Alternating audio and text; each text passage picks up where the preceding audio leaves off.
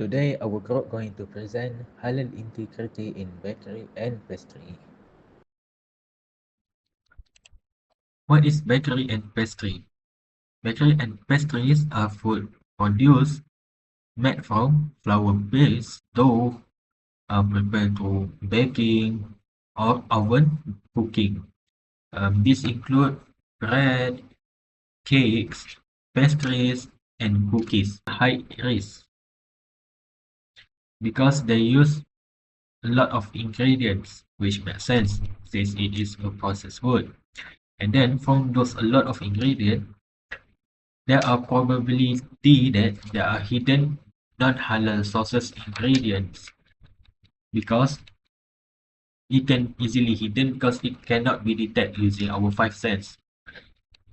And then these pastries use high emulsifier, shortening, and flavorings for better texture, flavor, and overall better eating experiences. And then because pastries using a lot of utensil to make, there are risks of cross-contamination from shared equipment. It can include something like poor separation between halal and non-halal.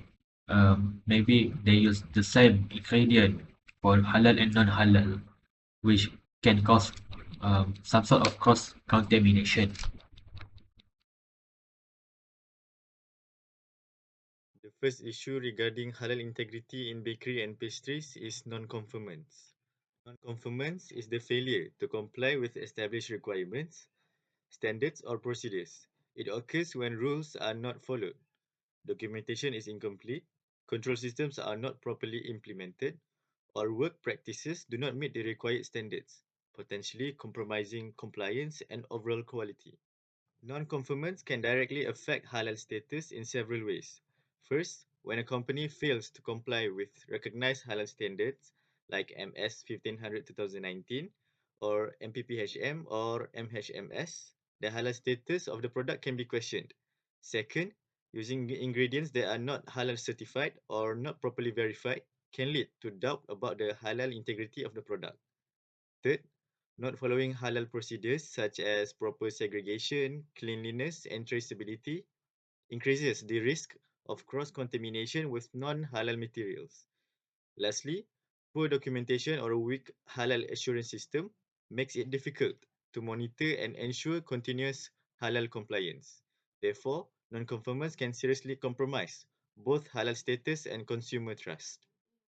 Here are some examples of non-conformance in the bakery and pastry industry. First, for example, using ingredients that do not have halal certification can raise doubts about the halal status of the final product. Another example is having an expired halal certificate for the bakery premises or products, which means the operation is no longer officially halal compliant.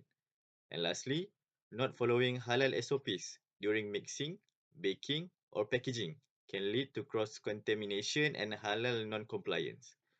All these situations are considered non-conformance because they do not meet the halal requirements. The next issue is adulteration. What is adulteration? Adulteration is the process of addition, substitution, or mixing of inferior, impure, or unauthorized substances into a product, which reduce its quality, safety, or compliance with standards. How adulteration will affect the halal status? By adding cheap or inferior substances to a product, substituting ingredients with lower quality or unauthorized materials, mixing unapproved chemical to enhance appearances, taste, or shelf life, using contaminated or impure raw material. All of this will affect the halal status, will cause the certification to be revoked, or the manufacturer can be fined by the authority. What are the examples in bakery and pastry industry? For example, the adulteration can happen by using pork-based gelatin in cake filling or glazes instead of halal certified gelatin, and then adding vanilla extract containing alcohol to pastry or bread without halal verification, replacing high quality halal butter with non-halal margarine or shortening to cut costs. The third and the last issue is contamination. So what is contamination?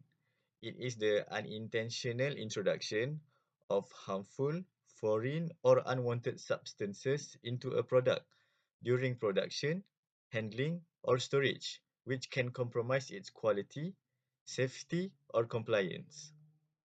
So how does contamination affect the halal status? Food that comes into contact with non-halal ingredients can invalidate the halal status. This can happen when ingredients like alcohol-based flavor is processed in the same area. And then, shared equipments or utensils used for halal and non-halal products can affect the halal status if the equipment is not properly cleansed according to halal standards, which may lead to contamination. After that, the food can become haram if improper storage or handling occurred, which allows the halal food to touch the non-halal food. For example, when halal food are stored next to each other in the same shelf. And then lastly, the food can become haram if cross-contamination occurred during packaging or transport. This can happen when halal and non-halal products are packed or delivered together. We go to the example where contamination can affect the halal status in bakeries and pastries. First example is when using mixers or ovens for halal products and then shared with non-halal products without proper cleaning, such as ovens that is previously used for pastries containing alcohol or non-halal fats is then used shortly after for halal pastries. This can affect the halal status. Next example is when using baking trays or utensils for non-halal ingredients, which the residual substances of the non-halal ingredients can remain if the cleaning is not done properly. And then last example is packaging or storage where pastries come into contact with non-halal products. The halal pastries may lose their status if they touch non-halal products during storage. Let's overcome it. And second, monitoring, where the manufacturer should apply and implement halal assurance system in bakery operation. And then the manufacturer should conduct internal audits regularly for ingredients, processes, and equipment used to make the pastries. And then the manufacturer should train staff on halal SOPs, segregation, and traceability. And then the manufacturer also need to keep record of production, cleaning, and ingredient sourcing. Third is enforcement. Regular inspection by authorities, which is JAKIM representative based on MPPHM 2020 and MHMS 2020. And then the authorities should take corrective action for non-conformance or violations. And then suspension or revocation of halal certification for repeated issues. Mean if the company repeat the same issue with halal standard, then the halal certification can be revoked by the authorities. And then the authorities should ensure continuous compliance to maintain halal. Since we already identified the issues and how we can overcome them, don't you think it's a good idea to look at what our religion says about the importance of being aware of halal status in today's era? As followers of Prophet Muhammad SAW, it is important for us to make Al-Quran as our daily guide. In Surah Al-Baqarah verse 168, Allah says, O mankind, eat from whatever it is on earth that is lawful or halal and good or tayyib, and do not follow the footsteps of shaitan. Indeed, he is to you a clear enemy. Besides, Allah also says on Surah Al-Ma'idah verse 88, and eat of the good things which we have provided for you, and be grateful to Allah if it is indeed Him that you worship. The key meanings in these surahs are only halal or permissible, and tayyib or pure and wholesome food is allowed. Besides, Allah commands us to avoid forbidden or harmful substances too. After understanding what Allah says in the Quran regarding food consumption, we can now look deeper into the wisdom behind these rulings. This brings us to the concept of Maqasid Sharia, which explains the objectives and purposes of Islamic law. The first one is Hifz ad-Din, or protecting the religion. Consuming only halal and tayyib food preserves obedience to Allah. Next is Hifz an-Nafs, protecting life and health.